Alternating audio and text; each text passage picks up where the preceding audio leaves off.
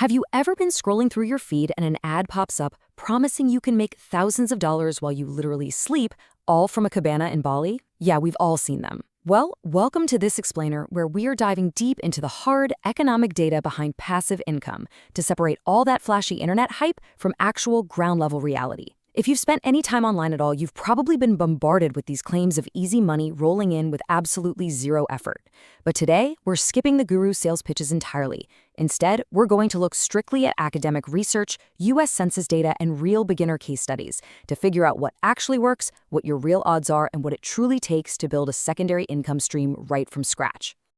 Okay, to really understand how this works, we first need to just toss the whole money for nothing myth right out the window. Economic and academic research is pretty brutal about this, honestly. There is no reliable way to make meaningful money while literally doing nothing. Every credible study out there firmly defines passive income as falling into one of two very specific buckets. It's either deployed capital or it's deferred work. Now, deployed capital means you're investing money you already have, like buying a rental property to collect a monthly check or dropping cash into a broad index fund. Deferred work, on the other hand, means you're putting in incredibly heavy, active effort up front to build an asset that pays out later. Think of an author grinding for a year to write a book just so they can collect royalties for the next 10 years. You see, it's never about doing nothing. It's entirely about shifting when the actual work happens. So, here is exactly how we are going to break down the evidence for you today. First, the myth of doing nothing. Second, the real numbers on success. Third, proven paths for beginners. Fourth, avoiding common traps. And finally, number 5, we'll build your action plan. All right, diving right into section 1, the myth of doing nothing and erasing that internet hype. There is a stark, almost laughable contrast between the fast, effortless promises you see online and the actual risk-return trade-off that's documented in economic fundamentals. The internet hype sells you on guaranteed massive wealth with absolutely zero effort. We've all seen the neon-lit promises from crypto bros assuring you that overnight wealth is literally just one click away. But the economic reality? It's deeply grounded in the basic rule of risk and reward. Anything offering higher returns without active effort carries proportionally higher risk, or some seriously hidden costs. In serious financial research, passive income isn't magic. It's simply a structural shift where your past labor or your past capital is doing the heavy lifting for your future income. Honestly, if someone promises you high passive returns without requiring either your time or your money, the data suggests you are likely the product being sold. Moving on to section 2, the real numbers on success. Let's get a data-driven reality check. Looking at the US Census data analyzed in recent economic studies, it turns out only about 20% of households actually receive any passive income at all. That means just 1 in 5 households are earning from rent, dividends, interest, or royalties, while the other massive 80% rely entirely on active wage labor. Why does this matter to your own financial journey? Well, because it shows that while generating passive income is absolutely a realistic and attainable goal, it is definitely not the default state of the economy. Actually, being in that 20% is a huge, tangible achievement. It takes deliberate planning and sacrifice that the vast majority of the population simply does not do. So, for that successful 20%, how much are they actually making? Get this. The data shows the median passive income is just $4,200 a year. Let's break that down. It's roughly $350 a month. Now think about what $350 buys you. That's a monthly car payment, or maybe covering a large chunk of your groceries. It's an incredibly meaningful supplement that can provide deep financial breathing room for a family. However, it is definitely not an instant replacement for a full-time job, and it certainly won't have you quitting your career tomorrow to sip pina coladas on a beach. Grounding your expectations in these reality-checked numbers is absolutely the first step to actually succeeding. Now, here's where things get really wild. When it comes to beginners trying to build digital assets from scratch, the attrition rate is staggering. Case studies tracking people who are starting blogs, print-on-demand shops, or content channels reveal that a massive 70 to 80% of people just quit. Only the top 20 to 30% of beginners actually push through the initial friction to build a meaningful income stream.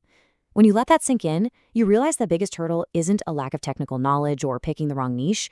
The biggest hurdle is just basic human psychology and the intense frustration of delayed gratification. So why exactly is that quit rate so exceptionally high?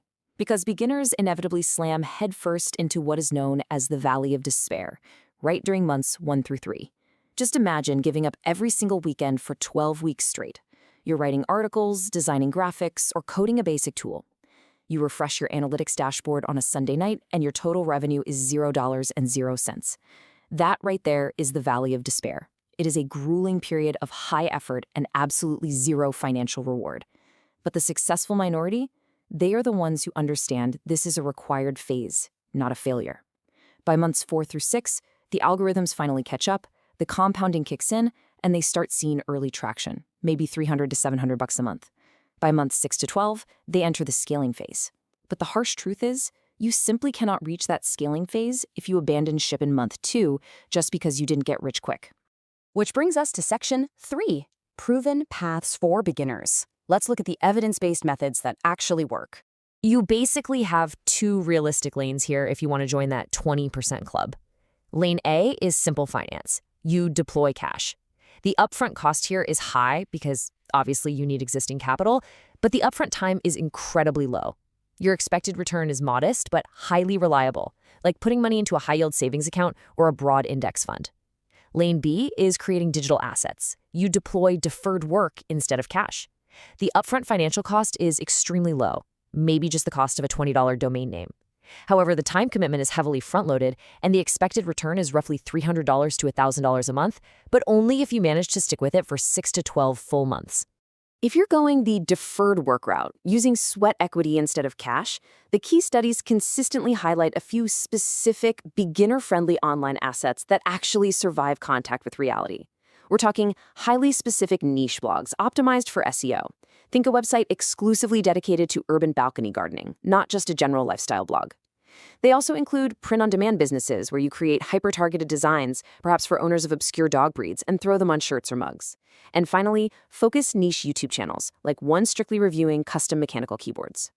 What makes these viable is that they don't require massive upfront capital, but they do require you to leverage your time to create something highly specific that can be consumed repeatedly with minimal ongoing effort later. And the data gives us a crystal clear success pattern for building these digital assets. It's like a heavy sprint followed by a long, steady jog. The individuals who actually reached that $300 to $1,000 a month mark followed a very specific rhythm. They initiated a heavy burst of 10 to 20 hours of focused setup in month 1. After that heavy lift, they shifted to a persistent, systematic maintenance schedule of 2 to 7 hours a week for the next 6 to 12 months. This means giving up your Saturday mornings for a month to build the foundation, and then treating the project like a serious, unglamorous part-time job for a year. It's not about working 80-hour weeks forever. It's about persistent, systematic effort applied over a long time horizon. Okay, section 4, avoiding common traps. Let's talk about exactly why beginners fail. Before you launch into any of this, you really need to know the specific traps taking out that 80% who fail. Here's a rapid-fire rundown directly from the research. First up, expecting rapid results. Believing the hype leads to immediate disappointment when month 2 yields $0. Second, overinvesting early. This usually looks like handing all your money to the guru who sold you the dream, or buying expensive software and ads before you've even validated that anyone wants what you are making. Third, trend hopping, or shiny object syndrome. This is abandoning your half-finished blog to go chase the newest internet fad because it looks easier. And finally, having zero defined strategy for the next 1 to 3 years, which basically guarantees you'll wander aimlessly until you just give up. So to avoid this effort illusion, you have to embrace the ultimate irony of passive income. It demands intensely active work on day 1. You have to follow a logical progression. Step 1, build your skills and your audience actively. Don't worry about being passive right out the gate. Focus on being valuable. Step 2, start small to validate demand. Make sure people actually want to read, watch, or buy what you are putting out there. Step 3, only after you have a working, profitable system do you begin to systematize and automate it. Because let's face it, you cannot automate a machine that hasn't even been built yet. Finally, section 5, your action plan. It's time to choose your trade-off. So, ask yourself right now, do you have a surplus of cash or a surplus of time? You've got to accept the trade-off and firmly pick a lane. If you have savings, you're on path A. You systematically invest your salary into broad index funds or fixed deposits for slow, highly reliable returns with virtually zero daily effort. But if you have more time than money, you're on path B. You commit your free time to building a single digital asset from scratch.